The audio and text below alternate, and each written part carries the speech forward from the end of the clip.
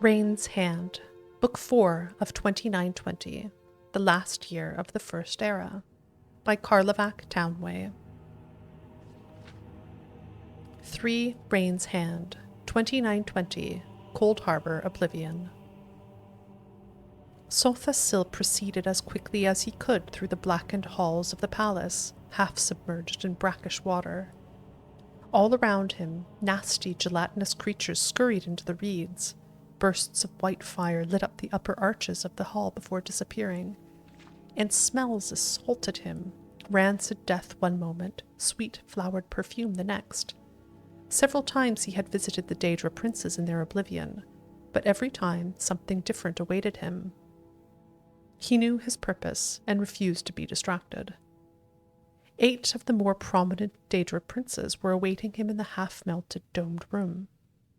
Azura, Prince of Dusk and Dawn, Boethia, Prince of Plots, Hermamora, Daedra of Knowledge, Hircine the Hunter, Malakath, God of Curses, Mabruns Dagon, Prince of Disaster, Molegbal, Prince of Rage, Sheogorath, the Mad One.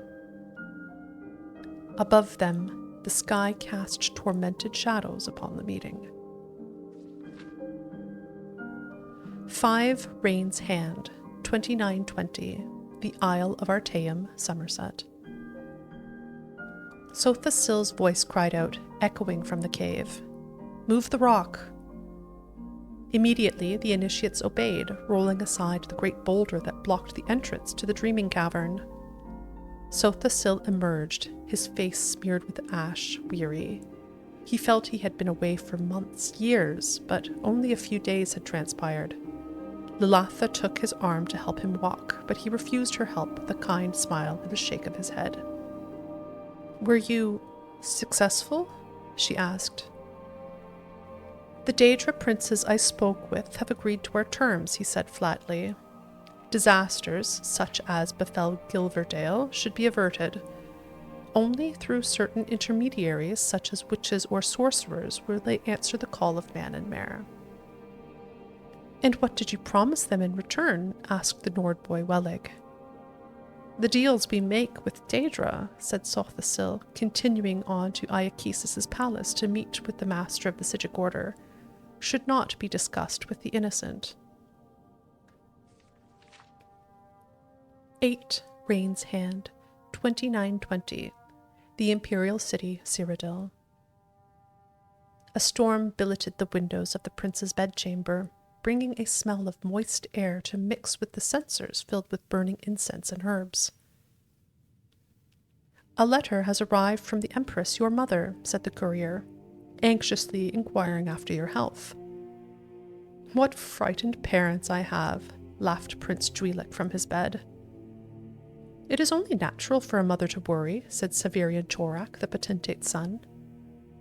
"There is everything unnatural about my family, Akavir. My exiled mother fears that my father will imagine me of being a traitor, covetous of the crown, and is having me poisoned." The prince sank back into his pillow, annoyed. "The Emperor has insisted on me having a taster for all my meals as he does." "There are many plots," agreed the Akavir. "You have been abed for nearly 3 weeks, with every healer in the Empire shuffling through like a slow ballroom dance. At least, all can see that you're getting stronger." "Strong enough to lead the vanguard against Morrowind soon, I hope," said Juilek.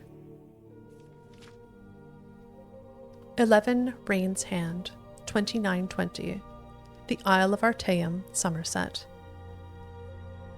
The initiates stood quietly in a row along the arbor loggia, watching the long, deep, marble-lined trench ahead of them flash with fire. The air above it vibrated with the waves of heat.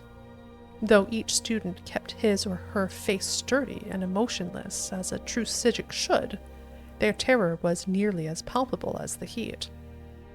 Sothasil closed his eyes and uttered the charm of fire resistance. Slowly he walked across the basin of leaping flames, climbing to the other side unscathed.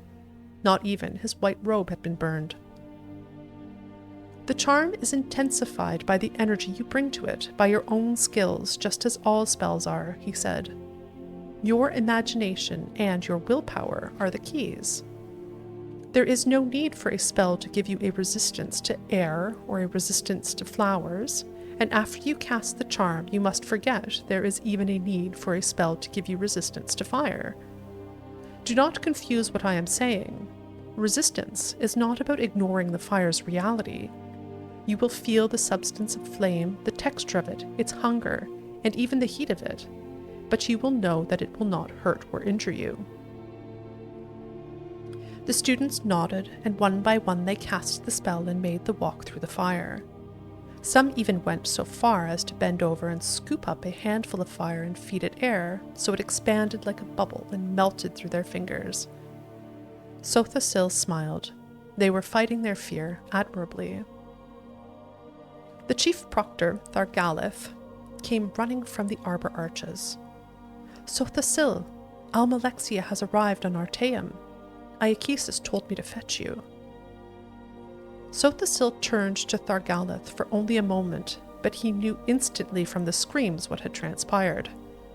The Nord lad Wellig had not cast the spell properly and was burning. The smell of scorched hair and flesh panicked the other students who were struggling to get out of the basin, pulling him with them, but the incline was too steep away from the entry points. With a wave of his hand, Sothasil extinguished the flame.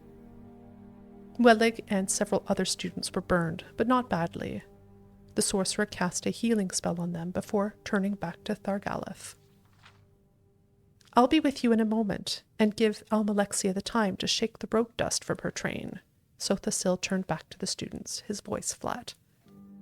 Fear does not break spells, but doubt and incompetence are the great enemies of any spellcaster. Master Wellig, you will pack your bags. I'll arrange for a boat to bring you to the mainland tomorrow morning. The sorcerer found Almalexia and Iakesis in the study, drinking hot tea and laughing. She was more beautiful than he had remembered, though he had never before seen her so disheveled, wrapped in a blanket, dangling her damp, long black tresses before the fire to dry. At Sothasil's approach, she leapt to her feet and embraced him. Did you swim all the way from Morrowind? He smiled. It's pouring rain from Skywatch down to the coast, she explained, returning his smile. Only a half a league away, and it never rains here, said Iakesis proudly. Of course, I sometimes miss the excitement of Somerset, and sometimes even the mainland itself. Still, I'm always very impressed by anyone out there who gets anything accomplished. It is a world of distractions. Speaking of distractions, what's all this I hear about a war? You mean the one that's been bloodying the continent for the last 80 years, Master? Asked Sothasil, amused.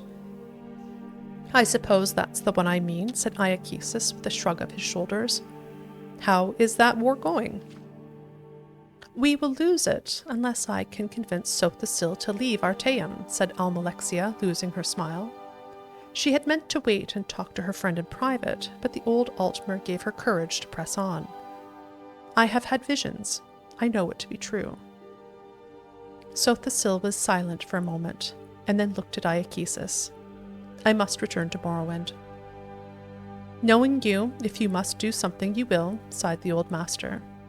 The Sigic's way is not to be distracted. Wars are fought, empires rise and fall. You must go, and so must we. What do you mean, Iakesis? You're leaving the island. No, the island will be leaving the sea, said Iakesis, his voice taking on a dreamy quality. In a few years, the mists will move over Artaeum, and we will be gone. We are counselors by nature, and there are too many counselors in Tamriel as it is. No, we will go and return when the land needs us again, perhaps in another age. The old Altmer struggles to his feet and drained the last sip of his drink before leaving Sothasil and Almalexia alone. Don't miss the last boat. The year continues in second seed.